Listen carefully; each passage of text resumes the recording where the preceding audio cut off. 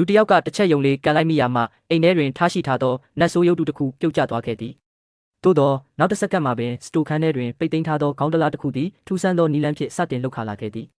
အဝေးတနေရာတွင်ရှိနေသောထိုအိမ်၏ပိုင်ရှင်လူငယ်လေးမှတစ်ခုခုမှားယွင်းနေပြီဆိုသည်ကိုချက်ချင်းအာရုံခံမိသွားသည်သူ၏အဖော်များရောက်ရှိလာသောအခါမြည်သည့်တွန်းဆုံမှုမှမရှိဘဲစတိုခန်းတကားကိုရိုက်ချိုးကာအတွင်းသို့အလျင်အမြန်ဝင်သွားကြသည်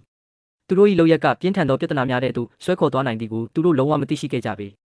သူတို့နှင့်အတူပါလာသောအမျိုးသမီးတဦးကရှေးဟောင်းကြေးအိုးတစ်လုံးသည်ပုံမှန်မဟုတ်ဘဲထူးခြားနေသည်ကိုသတိပြုမိသွားသည်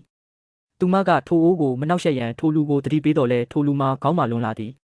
သူသည်ကင်းကိုအန္တရာယ်ရှိနိုင်သည်ဟုမယုံကြည်ဘဲအတင်းအဓမ္မမယူရန်ကြိုးစားခဲ့သည်တကယ်တော့ဤအိမ်ကိုပိုင်ဆိုင်သောထိုလူငယ်လေးမှာတာမန်လူတစ်ယောက်မဟုတ်ပေသူသည်ရှေးဟောင်းတင်ချိုင်းဖောက်ထွင်းသူနှင့်နဂါးနိုင်ငံ၏ရတနာဆောက်ရှောက်သူဖြစ်သောနောက်ဆုံးမျိုးဆက်ကိုတင်ရွှေဖြစ်သည်သူ၏အိမ်ရှိရှေးဟောင်းပစ္စည်းတိုင်းမှာတန်ဖိုးဖြတ်မရနိုင်ဘဲနေရန်ပေါ်ရှိပကြီးကားတိုင်းတွင်လည်းလှုပ်ဝက်ချက်များဖုံးကွယ်နေပါသည်ထိုလူငယ်သည်ဤပစ္စည်းအလုံးကိုနိုင်ငံသားတခိုးများထံမှပြန်လည်လူယူကာမိမိနိုင်ငံအတွက်ထိန်းသိမ်းထားခြင်းဖြစ်သည်သို့သောသူသည်ဇနီးနှင့်မိသားစုကိုသူကိုယ်သူတာမန်ရှေးဟောင်းပစ္စည်းအယောင်းဝယ်သမားတဦးအဖြစ်သာယုံကြည်စေပြီးဤလှုပ်ဝက်ချက်ကိုအမြဲတမ်းဖုံးကွယ်ထားခဲ့သည်တနေ့တွင်သူ၏ဇနီးနှင့်ရောက်ခမတို့သည်သူ့ကိုအတိမပေးဘဲရှေးဟောင်းပစ္စည်းခွဲခြားသတ်မှတ်ပေးသော TV အစီအစဉ်တစ်ခုသို့တွားခဲ့ကြသည်ထိုလူငယ်လေးကဘင်းကိုအထူးတလဲဂယုတစိုက်တင်ထားပါဟုပြောဆိုကာပေးထားသောပစ္စည်းတစ်ခုကိုသူတို့ယူဆောင်သွားခဲ့ကြသည်အစီအစဉ်မှပညာရှင်တဦးကဘင်းကိုစစ်ဆေးသောအခါလူများကကြောက်ခဲတစ်ခုသာဖြစ်သည်ဟုဥစွာလောင်ပြောင်ခဲ့ကြသည်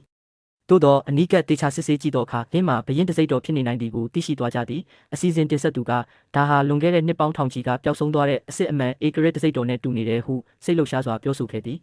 သို့သောအခြားပညာရှင်တဦးကဧကရစ်တစိမ့်တော်အစစ်ကကြောက်စိမ့်နဲ့လောက်တာလေဒါကကြောက်ခဲတက်တက်ပဲပြီးတော့ဒီလိုရှားပါပစ္စည်းမျိုးက TV အစီအစဉ်မှာဘလို့လောက်ပေါ်လာနိုင်မှာလဲဟုဆိုသည်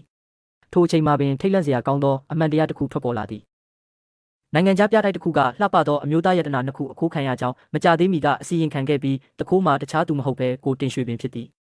ဆိုလိုသည်မှာထိုလူငယ်၏ဇနီးသည်နိုင်ငံခြားပြတိုက်များမှာပျောက်ဆုံးသွားသောယတနာများကိုခိုးယူကာမိမိနိုင်ငံသို့ပြန်လည်ယူဆောင်လာရသည့်တတိရှိသူကိုတင်ရွှေနှင့်တကယ်ပဲလက်ထပ်ထားခြင်းလားလူတိုင်းမြင်တက်သွားကြပြီးအစီအစဉ်၏ကြည့်ရှုနှုန်းမှလည်းအလွန်မင်းထိုးတက်သွားခဲ့သည်